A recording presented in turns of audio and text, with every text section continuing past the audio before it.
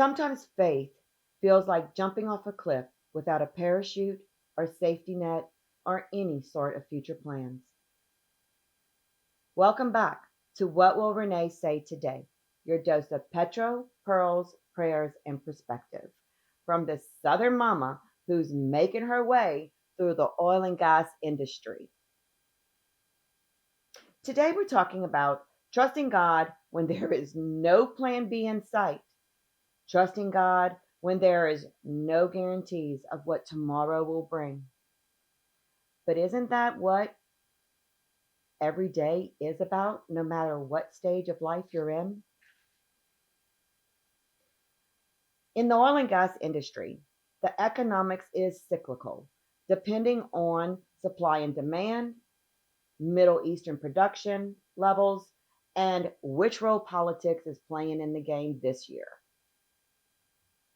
Faith steps in when security steps out. When you don't have a safety net, obedience does become your anchor. Let me tell you a story about when Richard and I first decided that I should go back to work. I fell into what I call ungodly self reliance. I stepped away from every Bible study and prayer group that I was associated with. Many of them I led in my own house. I put all of my focus was on our finances and the ability to keep our possession. Every win I had in the industry was celebrated if I raised the needle on our finances and profit margins. That was the pressure that I put on myself.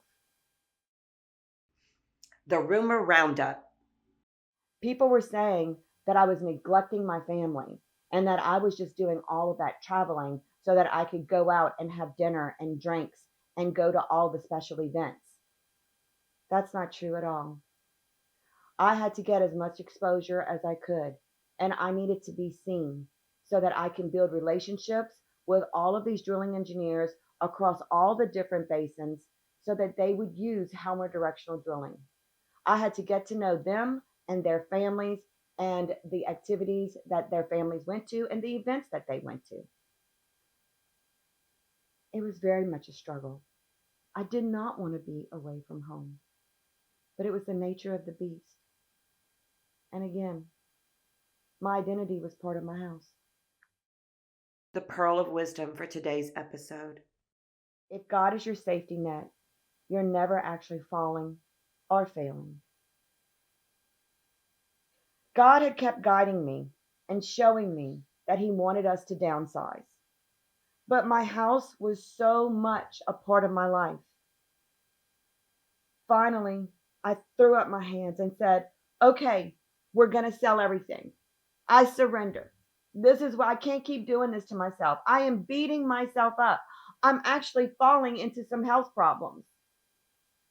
And Richard was too. So we put the house up for sale, this time at a price that was more attractive to the buyers. And we started putting all of our possessions up for sale too. One night, I was sitting in the bar of our beautiful home, looking at all of our treasures on the walls and all the beautiful ambiance that I had created. And Zachary came downstairs and he said, "Hey, Mom, what are you doing?" And I said, "I'm just taking one final look around, enjoying this space because we're just going to sell everything." He goes, "Wait a minute, Mama. You can't sell everything. What do you mean you're going to sell everything?" I said, "Zachary, it all has to go. We'll never ever have a house like this again." And he said, "Well, what about this piece? Are you going to sell this piece?" And I'm like, "Yes, Zachary, I'm going to sell this piece."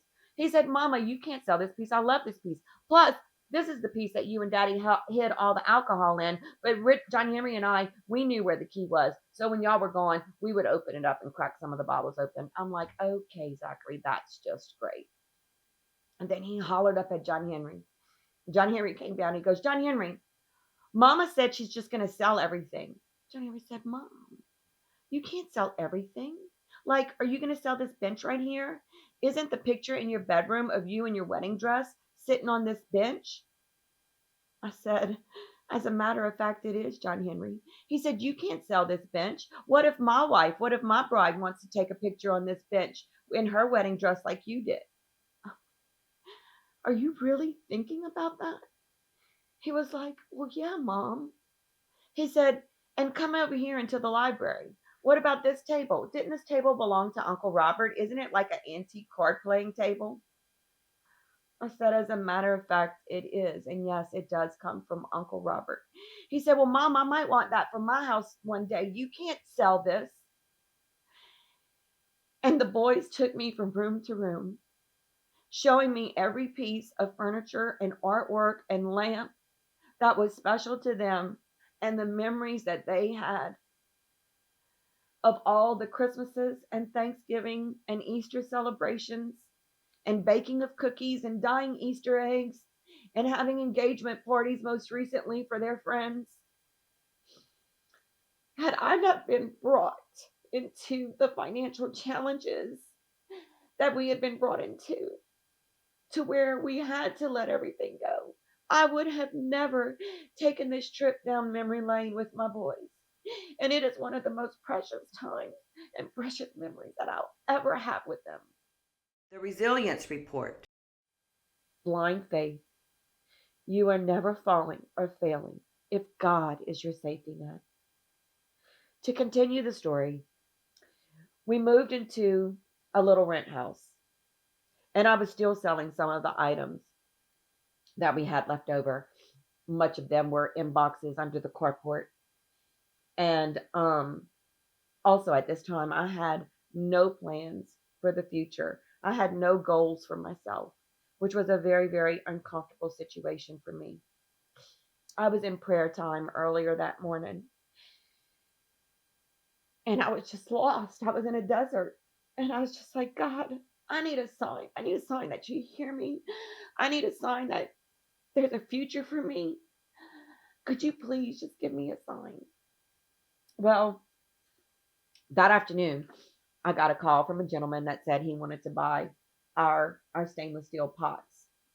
I had a whole collection, and I was like, sure, I have them all boxed up for you. You know, you can come over at the designated hour that we said. Well, right before he was going to get there, I went over to get I went outside under the carport to get the box, and I had realized that my sweet husband had organized all the boxes and stacked them up on one side of the carport so that we could at least park one car under it. And I was like, oh my gosh, this is so sweet. But he had left to go run an errand. Well, lo and behold, the box of pots that I was about to sell that I needed to get to give the gentleman who's on his way was the last box in the stack. So I started unstacking the boxes. There was 4 of them. Thank goodness they weren't too heavy. But I get to the last box, and on the top of that box is this cardboard square. It's white. And I'm like, what is this? Because I knew every piece of paper that came out of my house. And this was something that I never recognized. I was like, wait a minute, what is this? So I picked it up and I flipped it over, and it was an orange road sign that said, Adventures Ahead. I got overwhelmed and I was like, oh my gosh. They say Jesus has a sense of humor. So thank you for my sign. Well, the Adventures Ahead was this podcast and the speaking engagements that I have coming up.